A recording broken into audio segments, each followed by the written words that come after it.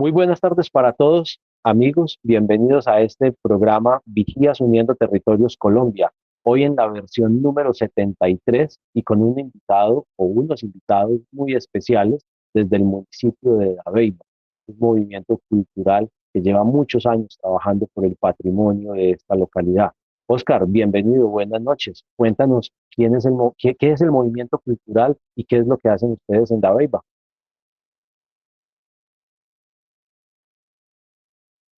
Tienes el micrófono apagado, Oscar. Buenas noches para todos y todas. El Movimiento Cultural Ancestral nació en el año 2011, el 14.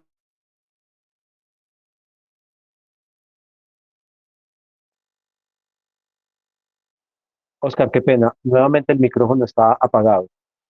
Ya, ahí sí. Muy buenas noches para todos. El Movimiento Cultural Ancestral inició en el 14 de noviembre de 2011, una iniciativa de nosotros, jóvenes de acá del municipio, de la necesidad de que no había una información, no había informes, documentaciones, libros que hablaran sobre la historia del municipio. Entonces nosotros nos dimos la tarea de empezar a trabajar y de recuperar esa memoria histórica que eran los mayores, nuestros ancestros, y empezar a plasmarlas en libros, en videos, en documentos, y sucesivamente a través del tiempo. El tiempo nos ha dado la razón y en estos momentos creemos que es muy valioso y muy importante todos estos conocimientos que nosotros hemos estado conservando como, como guardianes de estos tesoros invaluables que es la memoria histórica de una sociedad que nos tocó, que nos ha tocado vivir en este municipio de Dabeiba y que hacemos lo posible por conservar y crear esos procesos como vías del patrimonio. El Museo Etnográfico Sorará es un museo que fue construido por la CHEC, una empresa que construyó la carretera Mar 2 entre el municipio de Uramita, Cañas Gordas, Uramita, Dabeiba, Mutatá, hasta un sitio que se llama El Tigre. Ellos empezaron la construcción de esta carretera, las carreteras 4G que las llaman, y en ese proceso de construcción de la carretera, para ello había que tener una licencia de el ICAM. Esa licencia era que las empresas constructoras de vías necesitan tener una licencia del ICAM y para ello hay que contratar un grupo de arqueólogos y antropólogos que trabajen la parte de los hallazgos que encuentran a lo largo y ancho de las construcciones que ellos realizan. En estos procesos de construcción de la carretera, llegaron a un sitio que se llama Palmira Alta, y allí encontraron un cementerio indígena. ¿Están viendo las diapositivas? No, Oscar, no las están transmitiendo todavía. Dile a tu compañero que Todavía ya no. va a transmitirlas.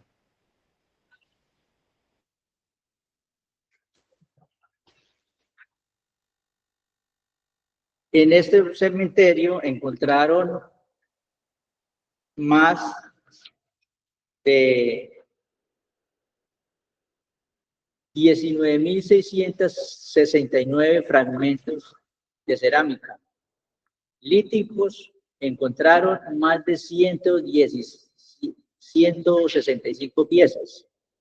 Restos óseos encontraron 3.047 fragmentos y en semillas encontraron 1.385 muestras en esos hallazgos. Ese lugar fue organizado para hacer un SOSME, que es un lugar en donde llevan a botar la tierra y todos los elementos de construcción que toman de la construcción de la carretera. Allí encontraron un cementerio y ahí fue donde ellos empezaron a hacer esos procesos de excavación y encontraron unas tumbas que ellos encontraron y que fueron muy importantes en el proceso arqueológico. Allí encontraron unos túmulos funerarios. ¿Sí lo están mirando, los túmulos funerarios? Oscar, ya las diapositivas se ve la primera, pero no están pasando todavía. Sí, es Solo que se un ve la poco. primera. ¿Están mirando la otra? No, todavía no. Hola, buenas tardes. No solamente se ve el título, la segunda, ahí está. Ahora sí se ve.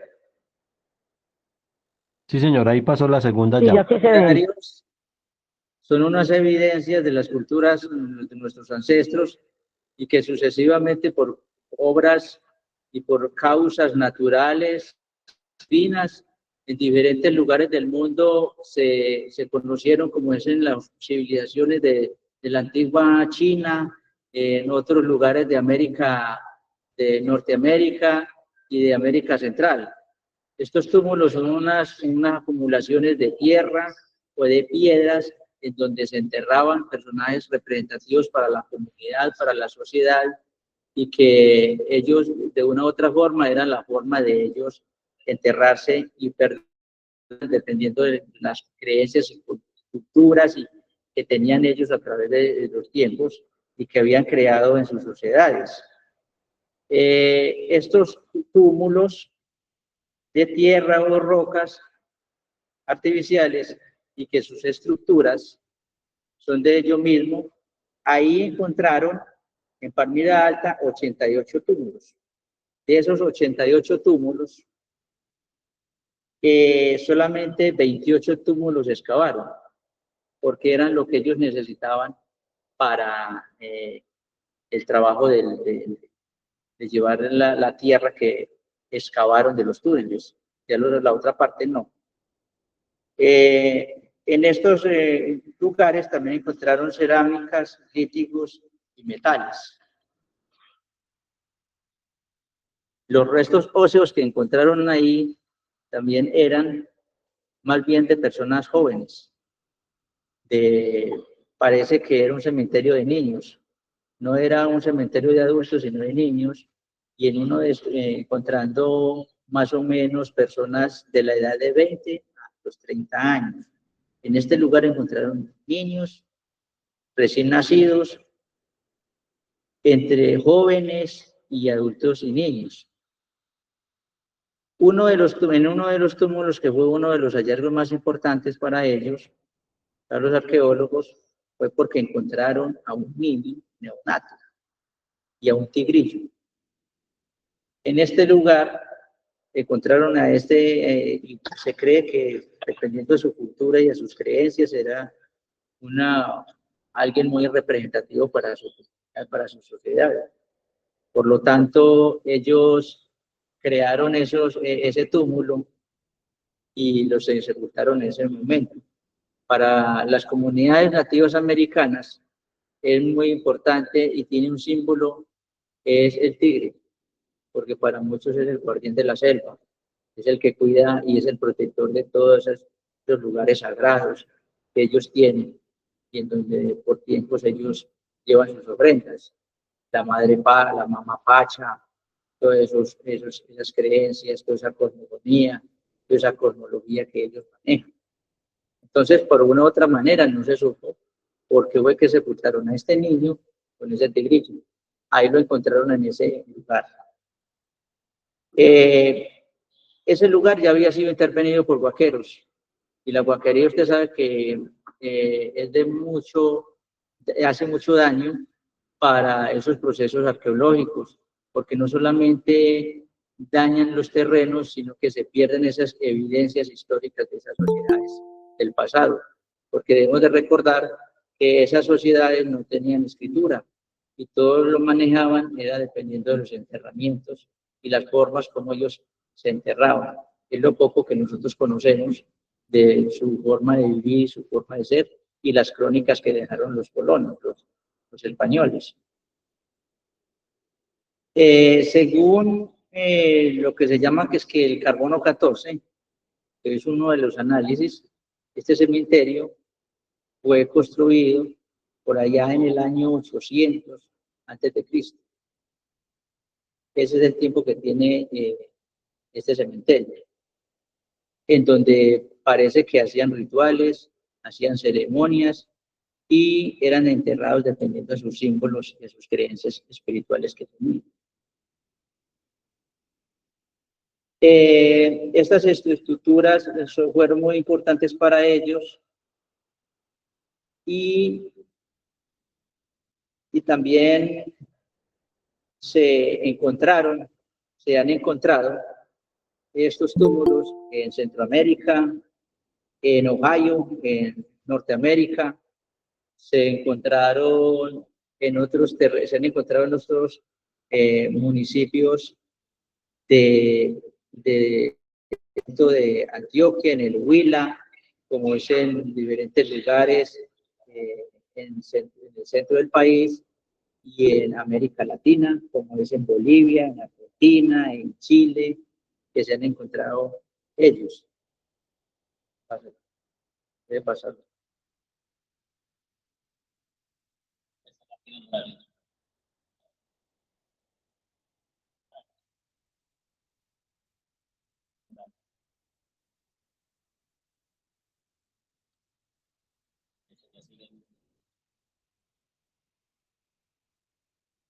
La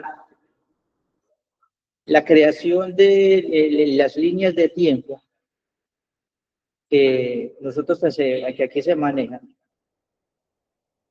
tienen que ver como en los tiempos del año 7500 antes de Cristo, del año 8000, las personas manejaban la parte de ser nómadas, tenían esa cultura del nomadismo y se trasladaban de un lugar a otro. Ya para el año 800 antes de Cristo, al año 1000, al año 1, que fue unos periodos tempranos, en donde ya iniciaron la posesión de las vasijas, los materiales, los discos y todo tipo de pinturas y afines a estas construcciones, ya crearon una forma de vida en que los procesos que se manejaban fueron trascendiendo a través de que ellos fueron adquiriendo unos conocimientos. En el periodo 3, que está desde el año 1 antes de Cristo al 800 después de Cristo, inician unos procesos de modificación. Las vasijas domésticas y ceremoniales formaban parte muy importante de estas sociedades, en donde ellos empezaron a adquirir también la pintura y empezaron no solamente a hacer vasijas de barro para utilizarlas en los quehaceres domésticos, sino también en los rituales espirituales ancestrales. También empezaron la pintura, empezaron a embellecerlos y a plasmar lo que veían alrededor y lo que ellos concebían sagrado.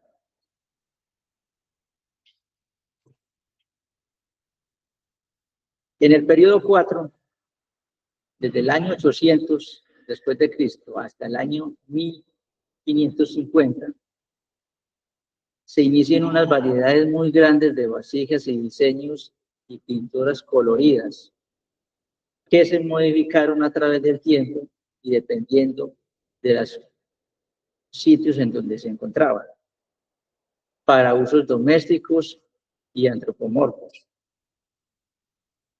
En el periodo 5, desde el año 1550 hasta el año 1900 después de Cristo, se inicia ya la época de la colonización, en donde se desarrolla toda la parte de la minería, donde entran los colonos a desplazar a los campesinos.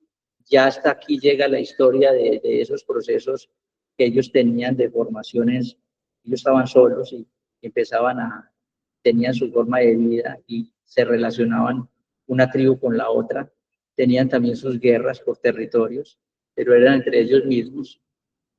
Ya llegan los colonos y empiezan a desmantelar todos estos procesos culturales que ellos tenían y a implantar otras costumbres y creencias religiosas que no eran las de ellos, para así someterlos y cambiarle su cosmogonía y su cosmología, para poder empezar a cultivar estos territorios y malmente para empezar el proceso de colonización.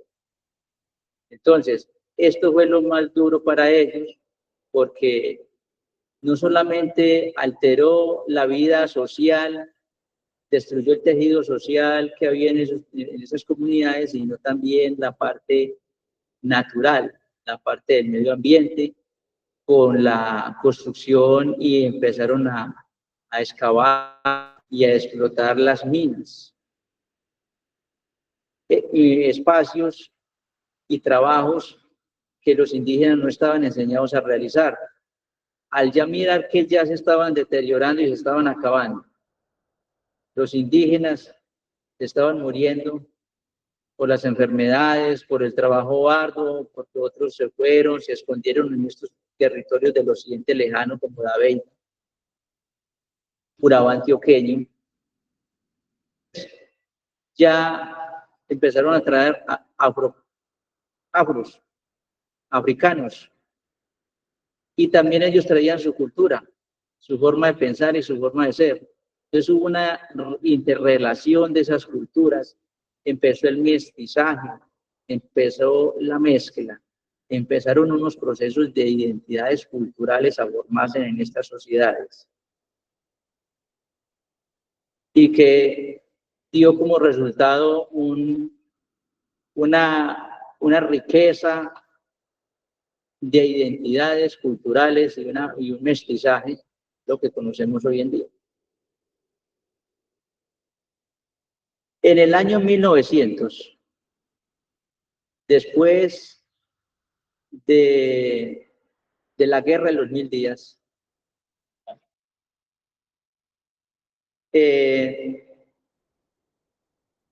inició la recolonización.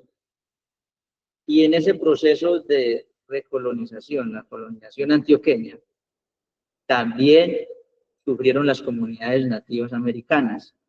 Ya llegaron a este municipio y empezó ese proceso de colonización, 1910,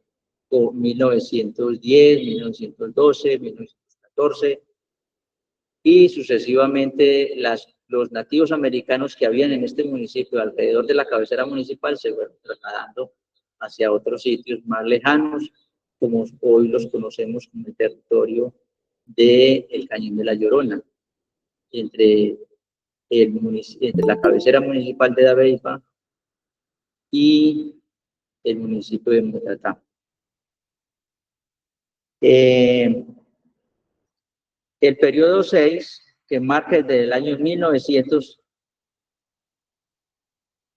de nuestro tiempo, como yo lo estaba diciendo ahorita, hasta la actualidad, ya se matiza y se representa y vienen las guerras, que también lo tuvieron en cuenta en este municipio. Oscar, Sí. vamos a hacer una pequeña pausa. Se desconectaron las diapositivas. Mientras ustedes vuelven y las conectan, y vamos a escuchar a Ángela que nos estaba pidiendo la palabra. Bien. Sí, buenas tardes para todos. Como había indicado inicialmente, ¿sí me escuchan? Hola. Muy bien, muy bien, muy bien. Vale, perfecto. Como les había indicado al inicio, don Oscar pues me invitó. La verdad estoy muy complacida y muy bueno que se den este tipo de iniciativas con el tema del patrimonio. Yo como arqueóloga, la verdad, pues diario vemos una afectación frente a él y es muy importante que la comunidad pues se apropie de este patrimonio que es parte de esta identidad, ¿no? De nuestra cultura y valoren pues digamos que todo este tipo de hallazgos y evidencias desde el patrimonio arqueológico. Para complementar un poco lo que don Oscar indicó, igual si tienen dudas, pues también las aclaro. No sé si conocían un poco acerca del proyecto. Eso es un proyecto vial que se desarrolló entre el 2019 y 2023, donde se recuperaron una serie de hallazgos arqueológicos en todo el corredor vial. Digamos que nosotros, uno de los sitios más importantes que se destacan es el sitio de Palmira Alta, como bien lo dijo don Oscar. Son aproximadamente 80 túmulos funerarios que se encuentran allí. Y digamos que hago hincapié en este punto por el hecho de que todavía, a pesar de que se dio un plan de manejo arqueológico, o no sé si ustedes preguntarán por qué o tienen conocimiento de por qué los proyectos o las empresas tienen que hacer arqueologías, porque legalmente los obligan a que tienen que ejecutar esos programas de arqueología antes, durante y después, digamos que todo el proceso de la obra vial o de las obras. Si bien digamos que el Palmira Alta quedó, se excavó hasta una parte y los otros túmulos quedaron allí, es muy importante que la comunidad y todos ustedes se unan también para poder rescatar y proteger ese sitio, porque es que ese sitio quedó allá, quedó con estos túmulos funerarios. Hay un museo, o sea, se trató, se gestionó, logramos construir un museo, hay un informe que el que guste se lo puedo compartir de estos hallazgos, pero sin embargo necesitamos como una mayor gestión, una gestión patrimonial y una apropiación por parte de toda la comunidad frente a este sitio, porque digamos, no sé si conocían este sitio todavía, me corrige don Oscar si no es cierto, pero en su momento era un señor el dueño de este territorio que lo estaba usando para ganadería. Obviamente durante todo este tiempo ha sido constantemente guaqueado.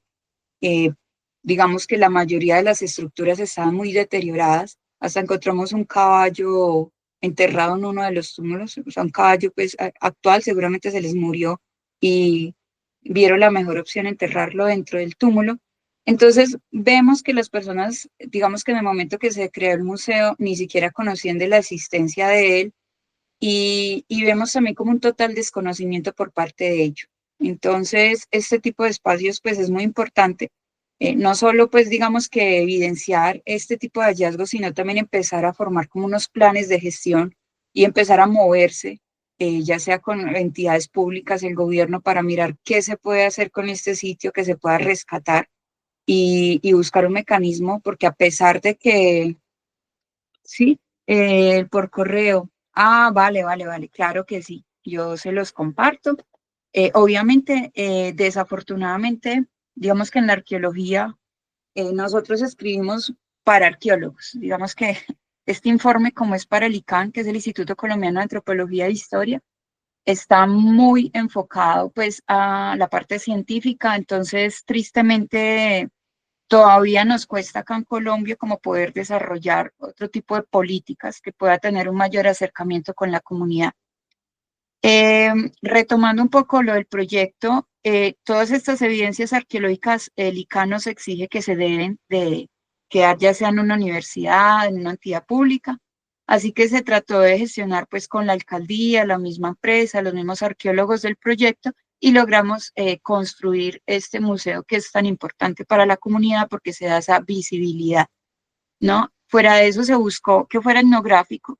Entonces es una búsqueda como de un centro de memoria donde se pueda establecer como todos esos periodos que ha sufrido la zona, ¿no? O sea, desde la época prehispánica, con todos estos contactos, estos procesos socioculturales, donde se muestra las tumbas, los hallazgos, que es lo que nombró don Oscar, el niño y el tigrillo, uno de los hallazgos más importantes que nosotros pudimos registrar, porque si bien hay más túmulos, o no es mucho los túmulos a nivel de toda Colombia, siempre que se excavan unos túmulos nunca se encuentra nada.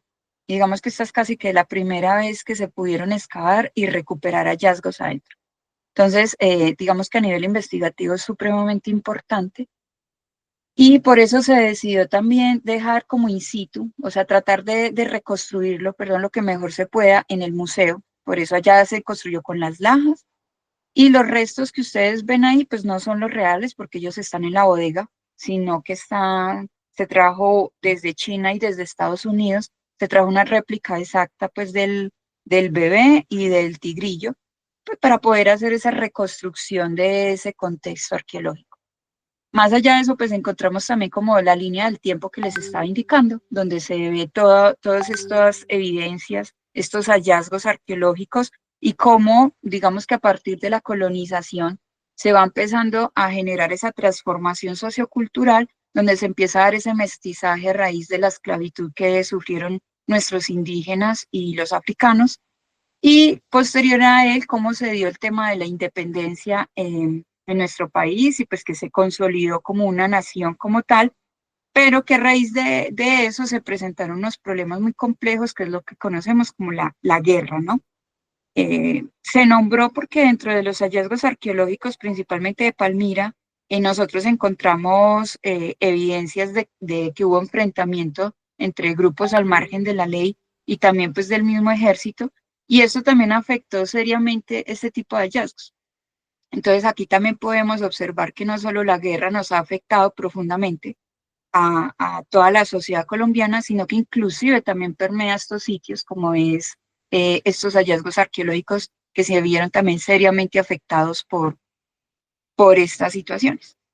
Y pues finalizado como todo eso, se da como un encuentro de cómo este proceso de paz, esta reivindicación, cómo las personas empezaron a vincular y digamos que ayudaron bastante con el tema del museo, donando fotografías históricas. Y fue muy bonito, digamos, que poder hacer ese encuentro con toda la comunidad y poder mostrar que la arqueología más allá de simplemente ser un hallazgo que se ve ya, también puede fortalecer mucho a la comunidad desde la parte turística, inclusive si se logra generar una muy buena gestión puede traer grandes ingresos al mismo municipio, a la comunidad del territorio. Entonces, digamos que estos espacios son muy importantes también como para que podamos mirar qué se puede hacer al respecto. Y agradezco mucho, digamos, que se esté tocando el tema de Dabeiba con lo del museo. Digamos que en este momento yo me encuentro finalizando mi maestría en una universidad de España y estoy retomando un poco, digamos que lo del proyecto que se dio allí porque me pareció muy bonito y muy importante, tanto de los hallazgos arqueológicos como de la misma comunidad, o sea, con todos los encuentros culturales desde los grupos indígenas, ¿no? Los niños, los adultos mayores, las comunidades que habitan allí y como todos, digamos que estuvieron muy contentos y felices de poder ver su historia plasmada, verla realmente y qué es para ellos, no que nosotros tomáramos todo y se lo entregáramos ya sea a la Universidad de Antioquia y vuelve y queda lo mismo, ¿no? Vuelve y queda la comunidad sin saber como que qué se encontró, qué fue lo que hicieron con eso y pues ya por lo menos tienen un punto de referencia. Digamos que los que no lo han conocido, los invito a todos ustedes que puedan de pronto asistir, ir al museo. La verdad, yo desde hace años, pues después de que se hubo la inauguración, yo ya no volví, pero supongo que todavía está en buen funcionamiento. Creo que agregaron otras cosillas adicionales al museo, cosa que es muy bonito porque quedó para la comunidad. Y la idea es que no dejen acabar este museo y que, si es posible, le sigan vinculando más programas, más proyectos y que así mismo los territorios alrededor puedan hacer lo mismo, ¿no? Finalmente, como para terminar mi intervención, uno de los proyectos o programas que estoy haciendo respecto a mi tesis es que creé un podcast, un capítulo con inteligencia artificial generativa, se llama así. Traté de hacerlo de una forma muy sencilla para que de pronto todas las personas lo puedan escuchar y puedan entender un poco qué es la arqueología, cómo las tecnologías influyen actualmente en la arqueología, qué es patrimonio arqueológico. Y pues yo creo que si gustan, se los puedo compartir el enlace para que lo escuchen y de pronto les dé como más aportes y más ayudas a ustedes para poder seguir con el tema de la gestión. Muchísimas gracias y si tienen alguna duda o alguna inquietud, aquí estoy para resolver.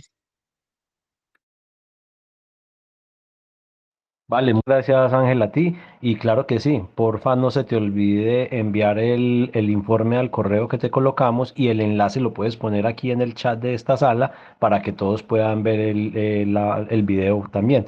Entonces continuamos con Oscar y con la presentación.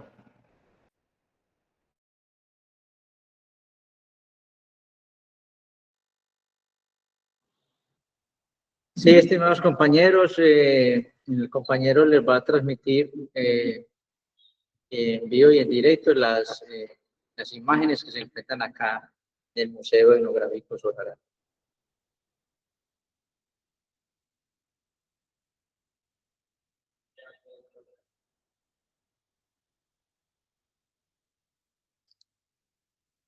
Continuando con lo que le estábamos contando, el periodo 6, que va desde 1900 hasta nuestra actualidad, en ese lugar de Palmira Alta, en ese cementerio encontraron elementos y artefactos de guerra, porque este municipio también ha pasado y ha sufrido mucho la violencia. Entonces encontraron botas militares, les tocó que llamar al ejército para que se encargaran de la seguridad y hacer un proceso de, de investigar y mirar si habían minas enterradas en este lugar y sucesivamente. Pero como tal, pues no se encontraron. Se encontraron fusiles, elementos para todos convencionales. Bueno, y sucesivamente ellos se ha recreado, se ha colocado acá en el museo lo que Buenas noches. que es la paloma de la paz, y también por medio del Consejo Municipal de Paz y Reconciliación, también se colocaron acá unos poemas, algunos miembros del Consejo de Paz escribieron unos poemas alusivos a la paz, a la memoria histórica, a la esperanza de que mañana será un día mejor, a plasmar en estas paredes todas esas historias tan tristes, pero que de una u otra manera resurgimos y seguimos vivos y con la esperanza de seguir estos procesos sociales, estos procesos culturales que alegran el alma y nuestra vida y nuestro entorno, igual que todos. Entonces, esto se recreó, estos poemas, y ya se han querido plasmar en este museo también. El medio ambiente, hablando ya de la parte del medio ambiente y de los elementos, las vestimentas que tienen que utilizan las vestimentas típicas que tienen las mujeres y las personas que habitan estos territorios étnicos, las personas étnicas, también son unos colores muy llamativos, con singular particularidad, unas vestimentas muy llamativas, en colores, muy dadas al medio ambiente, a sus entornos, a sus creencias antiguas, a su conciencia de que pertenecemos a un mundo, que no somos unas personas apáticas, que no son apáticos, son personas aisladas, sino que conservamos una armonía con el medio ambiente y con lo que está a nuestro alrededor. Ya en la parte ambiental, también esta empresa encontró hallazgos y semillas, como lo había dicho al principio, en donde estas semillas también tienen mucho que ver con los alimentos que ellos utilizaban en sus tiempos, el medio ambiente, que es tan importante para esta sociedad, la conservación. Por eso también se tuvo en cuenta estas fotografías de los animales que encontraron a lo largo y ancho de la construcción de la carretera, animales que se trasladaron a otro lugar. Leopardos no encontraron en esta de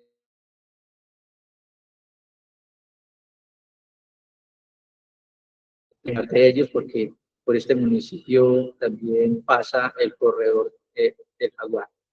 Entonces también ha habido encuentros y habita este animal que recorre estas montañas por tiempos y que vienen desde diferentes sitios del Urabá, del Chocó, y empieza su proceso de migración hacia otros territorios buscando alimentación y apareamiento.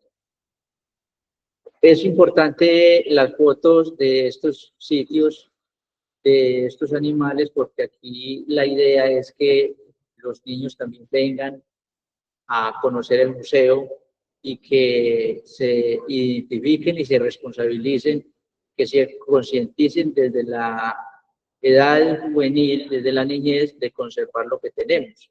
Por eso la empresa y la alcaldía dejaron estas fotografías de estos animales y de la fauna y de la flora que hay en este territorio, como son las orquídeas, como son las ceibas tronadoras, que encontraron en algunos sitios de excavación, encontraron elementos marcados, fijados en las cerámicas de estas semillas de ceibas tronadoras de estos territorios, que no son comestibles, sino que son venenosas, pero al igual tienen unos contornos muy bonitos y muy especiales. Le damos el agradecimiento también a la emisora La Mía y a la página Dabeiba Mi Orgullo, que en estos momentos está transmitiendo para el municipio de Dabeiba, para el occidente y para muchos dabeibanos y dabeibanas que se encuentran en el exterior, que se encuentran en otros municipios, que se encuentran en otros departamentos. Una página que tiene más de 50.000 seguidores y le damos la bienvenida y muchas gracias por seguir. Y a todos los dabeibanos que por medio de la emisora La Mía se encuentran escuchando este programa. En el municipio de Dabeiba también se tiene la parte de los sitios turísticos. Uno de los sitios turísticos del municipio son los charcos, son las aguas, son estos charcos naturales que se encuentran en el Cañón de la Llorona, la ermita de la Madre Laura, se encuentra la iglesia católica, construida a principios de la década de 1950 por Monseñor Misael Gaviria Restrepo. Se encuentran los resguardos indígenas de Chever, de El Pital, Dabeiba Viejo, donde hay una gran concentración de comunidad en Vera y Yavida, estos lugares. También se encuentran otros sitios muy llamativos, como es el corregimiento de San José de Urama, y otros sitios que en el municipio y que también es importante destacarlos, como es el parque principal.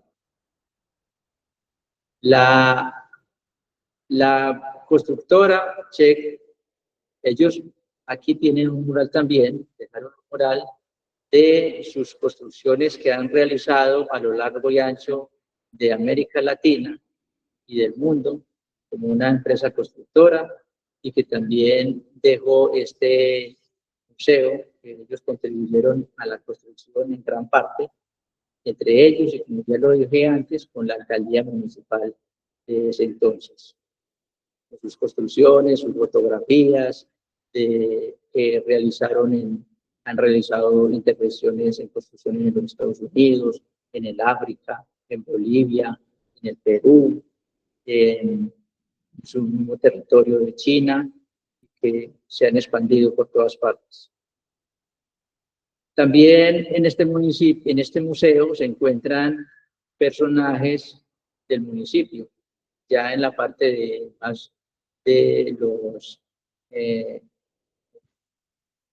libres, como llamamos nosotros, los capunías, como llaman los veras, en donde hay personajes que resaltan por su típico sus típicas formas de ser, y que de una u otra manera también han quedado consagrados en los corazones de las personas que los han habitado, y que a través del tiempo crean unos lazos de amistad, de respeto y de afecto hacia ellos. Y prácticamente son personas que son muy dadas a estar entre la sociedad, entre la gente, y que la gente les coge mucho aprecio. También hay una parte en este museo que está con fotografías de estos personajes, de esos personajes típicos que, dependiendo de sus trabajos y sus quehaceres, son muy recordados y reconocidos en la sociedad y en la historia de esta comunidad aveibana. Le damos las gracias a todos ustedes, estimados amigos. Yo creo que aquí hemos concluido este programa del Museo Etnográfico Sorará, Carra, que significa Sorará, los abuelos, Carra, que es raíces, las raíces de nuestros abuelos, las raíces de nuestros antepasados, es el significado que tiene este Museo Sorará. Para todos ustedes, muchas gracias por habernos escuchado. Estamos atentos por acá en este municipio a las visitas que ustedes nos quieran regalar, que quieran venir a conocer directamente el Museo Sorará. Igualmente que hay otros sitios, por ejemplo, como el obelisco que se encuentra en el parque principal. Este obelisco fue construido en la década de 1998 al 2000. Es un obelisco que se llama el Obelisco de la Identidad y la Cultura. Y ahí está la imagen de la embera, entre una mujer embera, y está dividida en tres partes. La primera parte de abajo, la mitad del rostro y la parte alta. La primera parte de abajo significa la tierra, significa esa cosmogonía, esas creencias ancestrales y esa línea de equilibrio que existe entre la tierra.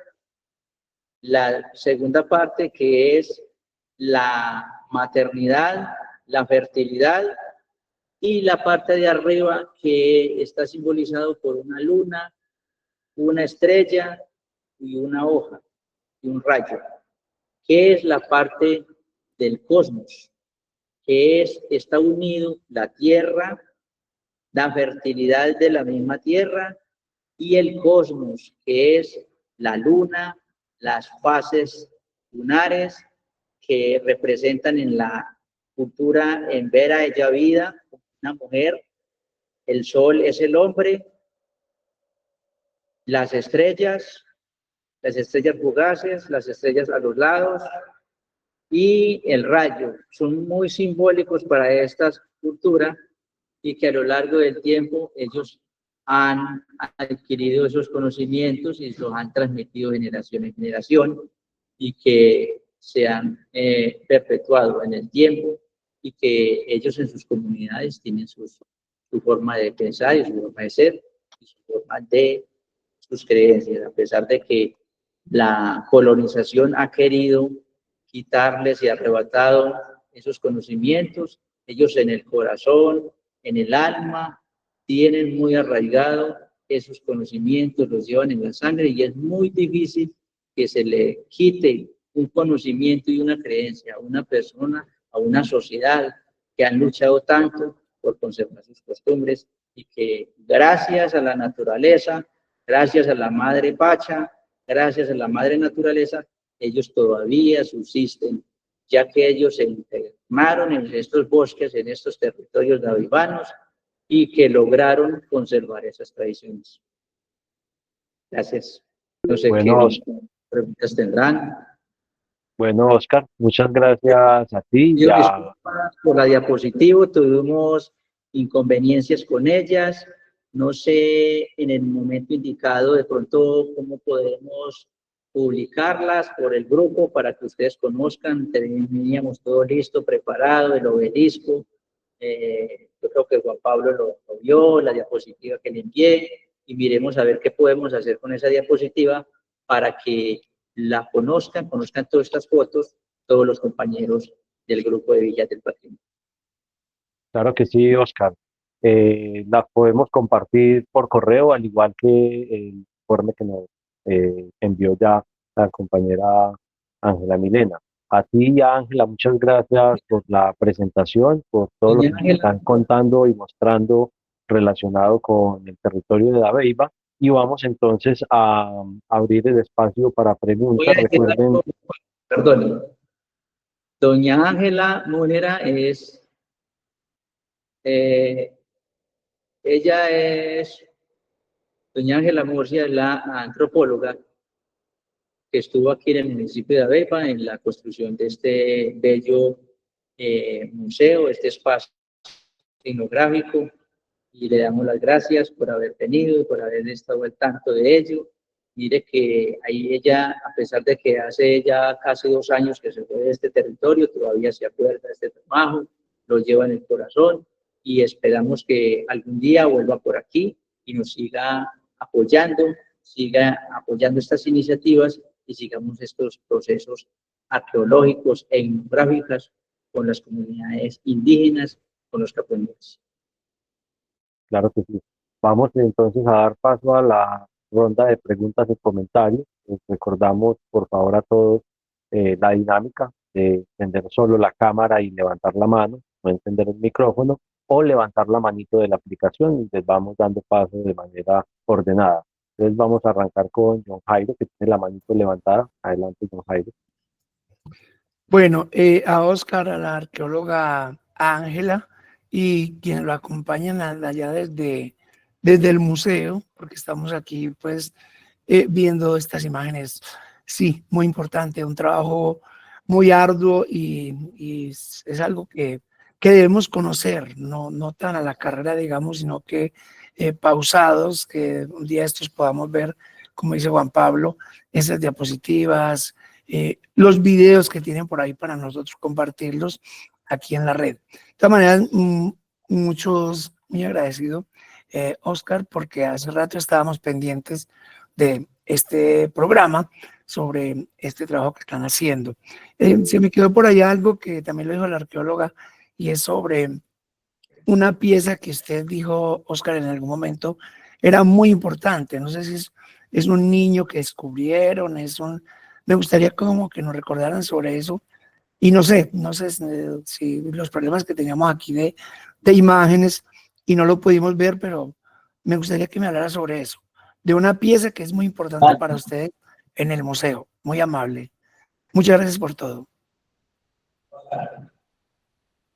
Bueno, Oscar.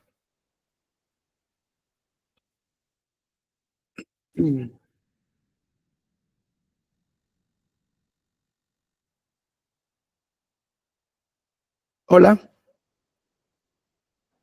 es un Micrófono. niño que encontraron muy pequeño, un neonato, que encontraron junto con un tigrillo en el cementerio de Palmira Alta. Allá lo encontraron en uno de esos túmulos, y no, pues, no se sabe si fueron el hijo de alguien muy importante para estas comunidades, estos territorios, que conllevó a que lo hubieran enterrado con ese tigrillo. ¿Verdad que los tigres, estos animales son de la familia de los jaguares? No se sabe de pronto qué ritual o a quién perteneció, si perteneció a un sabio, a un jaipaná, y quisieron enterrarlo con este tigrillo, dependiendo de las creencias y la cosmogonía que ellos han tenido del más allá, como uno de los protectores de la selva y uno de los protectores de estos espíritus. Vale, gracias, Oscar.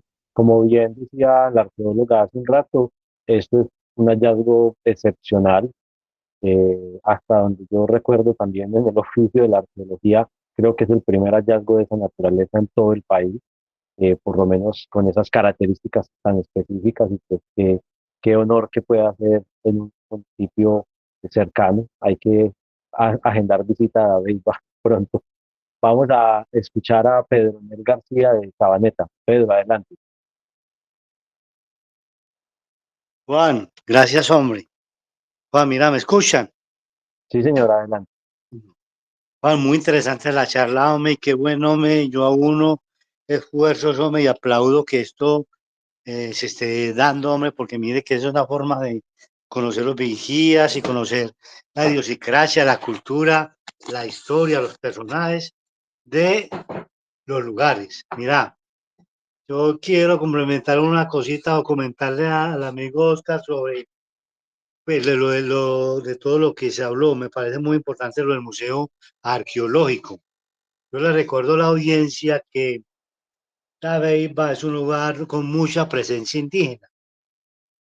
Me acuerdo que mi papá tenía un negocio en Urabá y yo viajaba desde niño para allá, por la carretera al mar y uno pasaba por Dabeiba. Y siempre me impresionó siempre la presencia indígena de los cativos allá en Dabeiba. Es además un territorio muy extenso, tiene como 200 y punta de veredas. Por ahí tengo el dato, de que no lo puedo encontrar.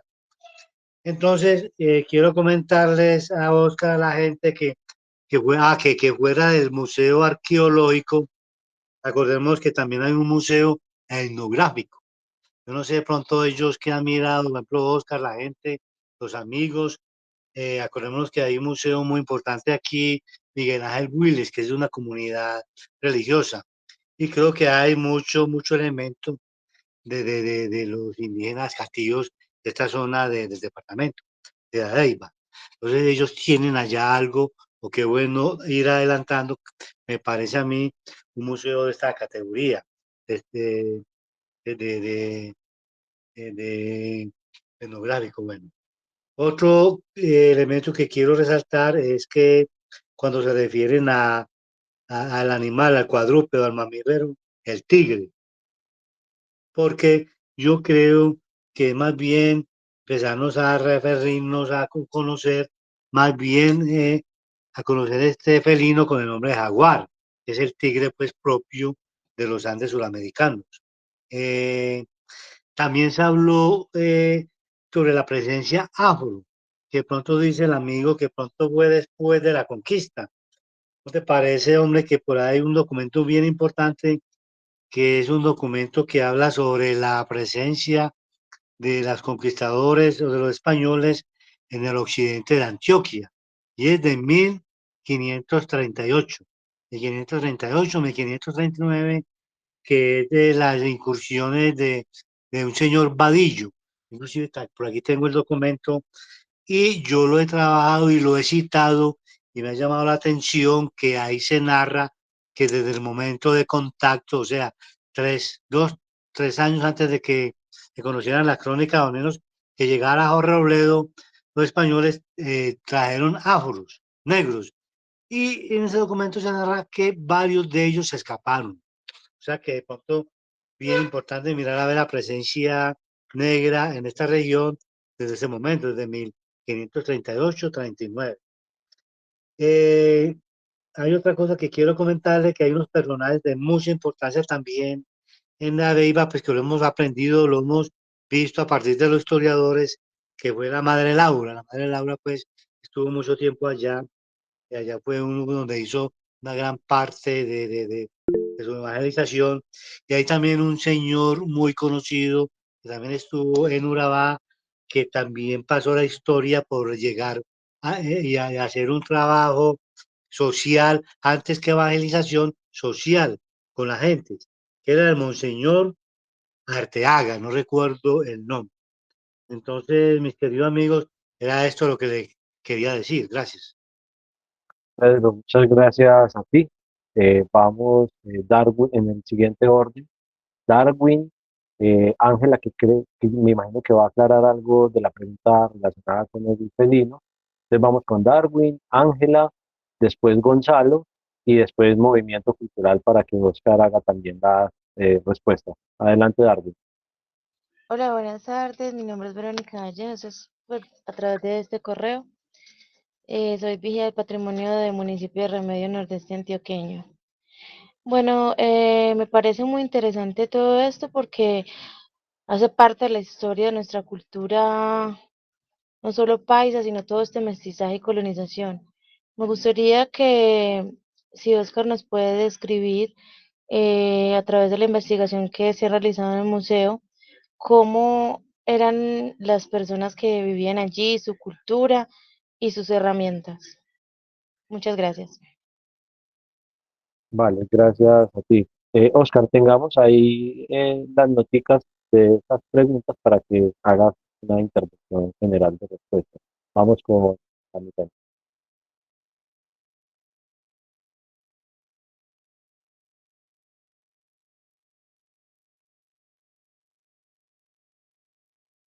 Ángela Ya Milena. me toca a mí, ok. Ah, vale, no había escuchado, gracias. Sí, Enseguida, Oscar. Vamos primero con todas las preguntas y toma notica para irlas respondiendo. Adelante, Ángel. sí quiero hacer una pequeña aclaración. El hallazgo que se encontró en Palmira Alta no es que perteneciera a un tigre o un jaguar. Es un tigrillo que es diferente, es del género Leopardus, que se conoce como Pardalis o tigrinus. Entonces, haga de cuenta como un gatico montés. Sí, eso es un gato pequeño, es como si fuera de los gatos domésticos que tenemos, pero un poquitico más grande. Entonces es muy diferente al jaguar. Si hubiera sido un jaguar, pues digamos que eso ya hubiera tenido como otras connotaciones más complejas por la importancia de lo que es el jaguar en las comunidades indígenas. Vale, perfecto. Gracias, Ángela, por la aclaración. Vamos con Gonzalo. Gonzalo Alvarino desde Cartagena. Hombre, a mí sí me gustaría que me contaran la historia, me contaran todo eso de el cañón de la Llorona y allá abajo, Río Sucio, que queda abajo, que se llama el río. Pues eso tiene mucha historia. Yo he recorrido ese territorio y también porque yo escribí un libro que se llama Las cicatrices del agua, donde habla el proceso de las matanzas. Porque hay que recordar que Daviva fue uno de los municipios más golpeados por la violencia, donde la JEP creo que hizo un documental, si no estoy mal. Y me gustaría que también se recordara eso. Yo tengo varias historias de ese municipio y todo lo que es Chocó, subiendo por allá arriba, Mutatá, Urrao, que también me tocó estar. Entonces me gustaría que él me hablara de eso. ¿Ya? Vale, Gonzalo. Muchas gracias. Vamos con Héctor Iván Arau desde Copacabana. Hola, un saludo, ¿cómo están? Sí, por ejemplo, para complementar un poquito lo que mencionaba Pedronela ahorita, de lo del viaje de Vadillo desde Urabá a Cali, que se jugaron algunos esclavos, incluso en documentos anteriores, cuando Pizarro, Francisco Pizarro, el conquistador del Perú, empieza a hacer los viajes en búsqueda del Virú y empieza a bajar por el Pacífico.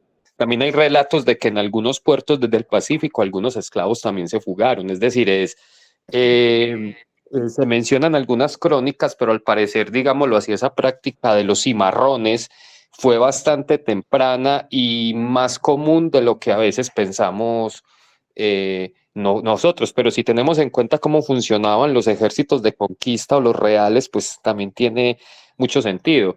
La mayoría de los reales o ejércitos de conquista se componían de unos 200 a 300 españoles, de ahí para allá habían esclavos y cuando hacían alianzas con las tribus indígenas, pues ya eso se iba acrecentando y se iba haciendo más grande. Entonces, en un territorio inhóspito, en un territorio nuevo que se está descubriendo, que se está conociendo, mantener el control de toda la población que está recorriendo el territorio, pues se vuelve muy complejo, más dadas las condiciones pues geográficas y del ecosistema con la vegetación, porque es que pensemos en la época, cualquiera salía corriendo por el monte y se perdía.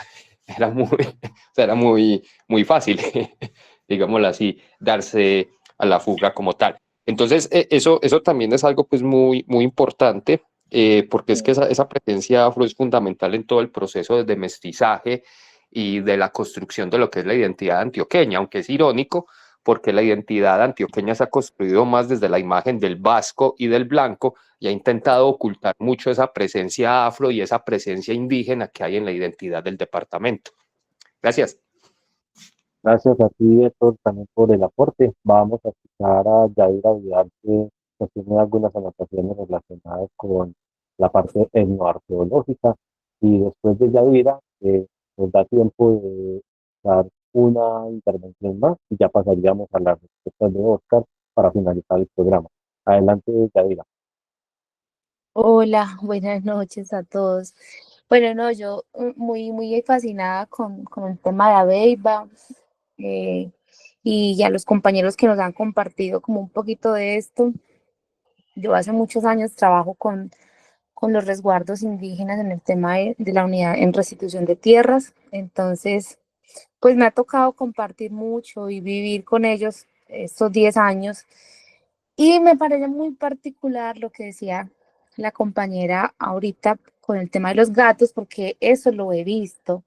He visto gatos pequeños en tambos que los han domesticado, así como también he visto las pieles cuando los han cazado. Entonces, me parece muy bonito porque lo que decía Pablo, cómo esos ejemplos etnográficos o cómo las vivencias ahorita nos pueden hablar de lo que pudo haber sido un registro arqueológico, ¿cierto?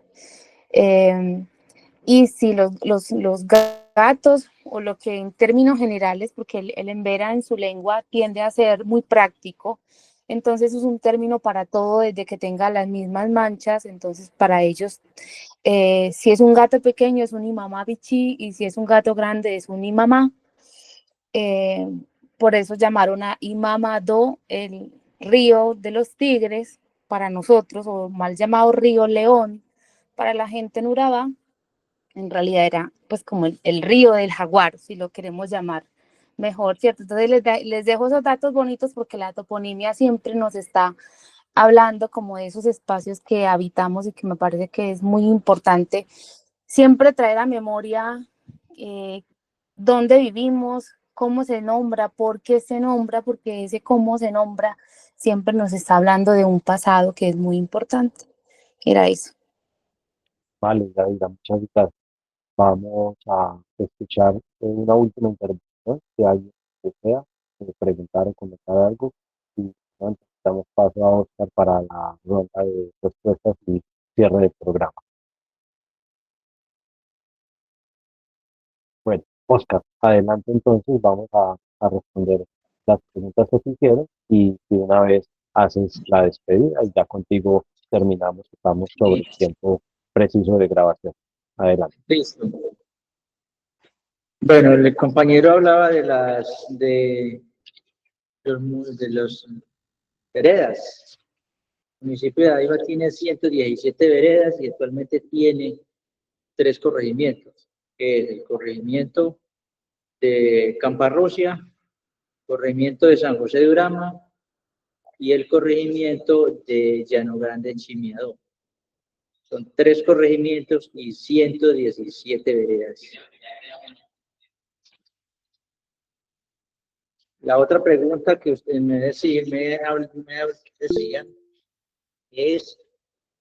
de las herramientas. Pues según lo que se encontró, pues ellos manejaban era la parte de las hachas y el manejo de las piedras.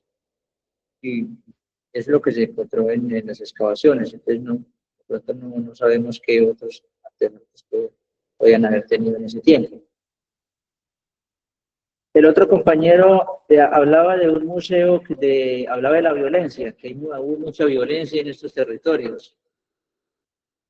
Nosotros, desde el Consejo Municipal de Paz y Reconciliación, ese consejo tiene una propuesta que se la hizo al Centro Nacional de Memoria Histórica. El Centro Nacional de Memoria Histórica se creó por la Ley 1448, cuando se creó la Unidad de Víctimas, se creó la Unidad de Restitución de Tierras, la Unidad de Derechos Humanos y el Centro Nacional de Memoria Histórica, que ha estado creando un edificio en Bogotá para recoger todas esas voces, todas esas historias, todas esas vivencias del conflicto armado en Colombia.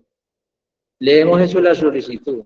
El Consejo le ha hecho la solicitud del Consejo Municipal de Paz y Reconciliación para crear el Museo de la Paz, de la Resiliencia. Y en ese museo estarían consignados muchos relatos y fotos de muchas personas que perdieron la vida en ese conflicto, sus narrativas, sus historias, todas aquellas personas que quieran participar y dejar esas huellas, esas historias, que le pueden servir también como reparación simbólica. Pueden empezar un proceso de sanación espiritual, psicológica. Y no solamente el museo sería para el municipio de Aveiga, sino que está abierta también para los municipios aledaños a este municipio, para que si quieren participar, si quieren participar con sus historias, con sus elementos, con sus fotografías representativas para sus comunidades, para su sociedad, lo pueden hacer. Entonces, esa propuesta se está, esperan que este año se pueda iniciar esa construcción de ese museo virtual de la memoria. Gracias. Gracias, Oscar. Creo que Ángela quiere ahondar un poco en la respuesta de lo arqueológico. Adelante, Ángela. Sí, señor. Sí, como de pronto profundizar un poco con el tema de las herramientas que uno de los compañeros indicó. Digamos que ellos principalmente lo que tenían era herramientas a base de cerámica, de arcilla, con eso era que construían, inclusive en un hallazgo arqueológico que yo tuve por acá yo vivo es por acá por la zona de Risaralda de Quindío, el eje cafetero, encontramos unas cucharas. Entonces uno pensaría que, digamos, las cucharas pues solo es como de la época colonial que las trajeron, pero no, mira que ellos también manejaban cucharas. Y todo lo que fuera de rocas, con eso también pues digamos que hacían las herramientas necesarias para su supervivencia, ¿no? Ya sea para retirar la piel de los animales, manitos de moler, que también se encontró mucho en el proyecto que están ahí en el museo, que es pues para moler el maíz, metates, también ellos utilizaban pesas que eran hechas con rocas, les hacían un orificio en la mitad y con eso podían también pescar. Entonces, digamos que ellos tenían una gran diversidad de herramientas muy interesantes.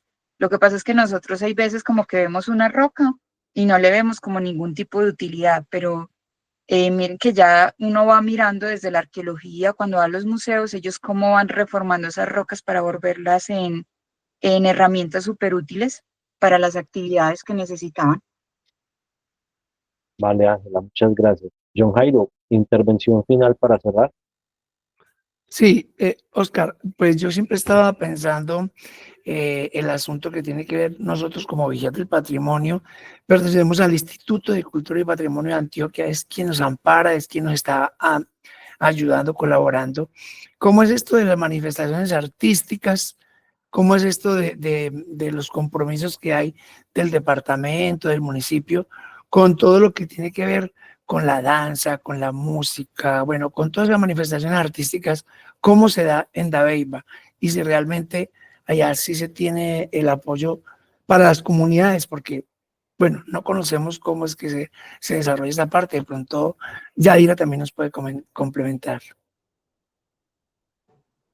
Bueno, que las danzas, pues aquí, porque el municipio es el que está encargado de las danzas, de todas estas actividades culturales acá, pero no, del instituto hasta estos momentos no hemos recibido acompañamiento. Yo no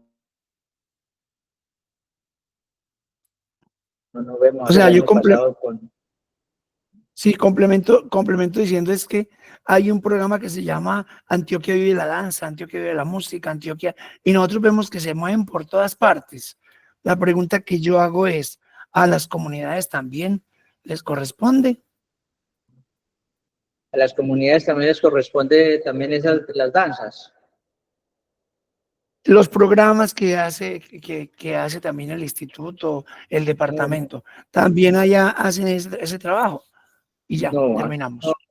las danzas se hacen presentaciones, se realizan estos actos culturales en días especiales, como son las fiestas de León en el Retorno, el Día del Campesino, conmemoraciones del Día Internacional de la Mujer y actividades así culturales y folclóricas, el Día de la Identidad, pero no, aquí no, pues así que se hagan convocatorias y que se viva verdaderamente, no, porque los recursos son limitados, no hay forma hacer estas actividades ampliamente.